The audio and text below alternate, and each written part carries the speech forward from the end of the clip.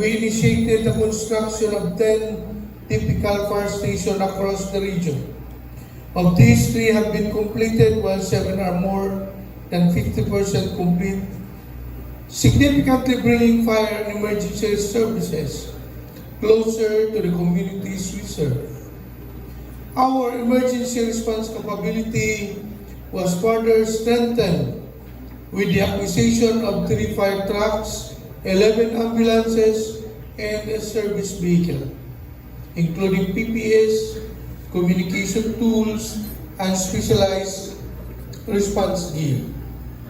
We also invested heavily in our most valuable resource, our people. In 2025, our personnel underwent extensive capacity and skills enhancement training, including explosive ordnance reconnaissance and hazmat cross-training with the Armed Forces of the Philippines, high and low-angle rescue, vehicular investigation, BUSAR, CBRN, and Tarisha module training. Collapse structure search and rescue training at our very own Camp Dongkoy, Imano, at Alubid, Misamis Oriental. International exposure through the 2025 USAR Joint Training Program in Nantou, Taiwan. Beyond technical proficiency, we strengthened our administrative and investigative competencies through seminars on fire arson law and criminal procedure, fire investigation, ICT, and leadership development. These accomplishments are not mere activities, but our commitment to professional excellence. Operationally, our efforts bore measurable results. By the end of 2025, fire incidents decreased by 36.79 compared to 2024.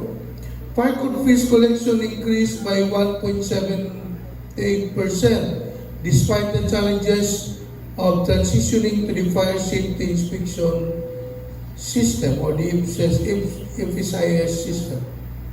These figures confirm that discipline enforcement, prevention, and public cooperation save lives. As we move forward in 2025 or 2026, our direction is clear. This year, BP Region 10 will be just the best. Those guiding principles will define our priorities and our character. And what is this just the best? Letter D, digitization and data-driven governance. We will fully support the implementation of the fire safety inspection system and modernize personnel and administrative processes, ensuring transparency, efficiency, and accountability. And in the coming weeks, some equipment will be arriving in order to enhance our using the modern communication system in order for you to communicate with your operations and the provincial fire marshals. Letter Y, yielding excellence in emergency response. We will enhance reliability by reducing response times and improving outcomes in fire suppression and special rescue operations. This year will be the full implementation of the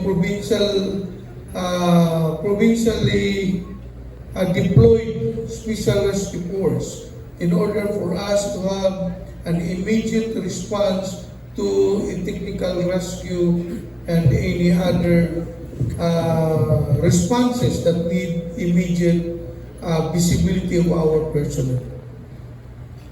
Letter E, empowerment of personnel. We will invest in continuous training, career development, and mental health support to build competent, resilient, and professional workforce. Letter S, strengthening community partnerships. We will empower our force multipliers, fire auxiliaries, and volunteers, and intensify fire safety education across schools, offices, and communities. Letter D, disciplined and ethical service. With integrity as our foundation, we will enforce a zero tolerance policy against corruption and honor the uniform we wear. Letter A, advanced fire protection technology. We will proactively upgrade equipment, PPE, and communication systems to international standards to protect both firefighters and the public. So, unti-unti we will achieve this. May mga dadating na mga equipment and as well as in order na merong immediate na vision ang command center ay ang ating mga responders meron ng tawag nun, yung body cam na so. And that will be released, I think, kasama yun sa i-release further from the National Headquarters. The National Headquarters procured body cams na about 15,000. So, to ensure na merong madidistribute dun sa, or dito sa field. Letter B, building resilient infrastructures through strict code enforcement and rigorous inspections. We will work toward full compliance across the region. Letter E, environmental stewardship. We will integrate green practices in our stations, operations, and procurement, recognizing our role in climate resilience. Our camp in Maigo will be transformed into a preservation of the environment.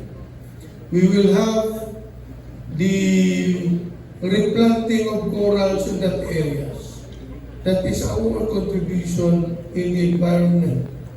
And we have so many plans for that Maigo and your cooperation also. Kasi I think mag-start na yung pag-construct ng multipurpose hall doon, gates, as well as yung headquarters ng SRF Lanao para magiging tagabantay doon. At the same time, yun na rin yung training facility ng WASAR. And by the time na mag-develop ang bawat province ng kanilang mga cottages, so we can host trainings, in-house trainings sa area na yun. That will be our contribution to not only in developing people in response, in emergency response, but also in the environmental protection. Letter S, strategic resource management. We will ensure equitable, efficient, and accountable use of government resources, leaving no station behind. That's why we have programs that focus also on the improvements of these stations. Kung hindi pa kaya sa construction, we will improve para magiging mas magiging comfortable ang ating mga personnel na nakatira doon sa stations na yun. And the last one is T, transparent and accountable leadership. We will lead by example, uphold command responsibility, and ensure that every action withstands public scrutiny. As we begin this year, I urge every officer to reject mediocrity. As public servants, just enough is never enough. The people look to us not only as firefighters or enforcers of the law, but as guardians of safety, order, and hope. when the upcoming 10th National Parks hosted by BFP Region 10, we are called to showcase nothing less than excellence. Let us remember our strength does not lie in individual ranks, but in our unity as one command.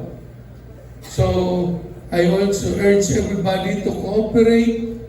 Let us show to the whole Philippines what Region 10 is, or what is meant to be the just the best. Let us remember, our strength does not lie in individual, but with the collective effort, we can do that. We can achieve yung inaasahan ng National Headquarters, yung ating hosting ng 10th National Fire Olympics. So as your Regional Director, I remain fully committed to your welfare. In return, as I ask for your continued loyalty, discipline, and excellence in service. May 2026 be a year of victory, safety, and purpose for us all. Happy New Year and carry on. Thank you so much to our Regional Director, Fire Chief Superintendent Romel C. Andrews, sir, for your words that gives us clarity and direction, renewed motivation, and a stronger sense of unity as one BFP 10. Once again, let's give a round of applause to our Regional Director for this well-deserved messages and tokens. Indeed, as one command and one fire service, BFP Region 10 moves forward in 2026 with renewed resolve, just the best. You may now be seated, Ma'am, sir.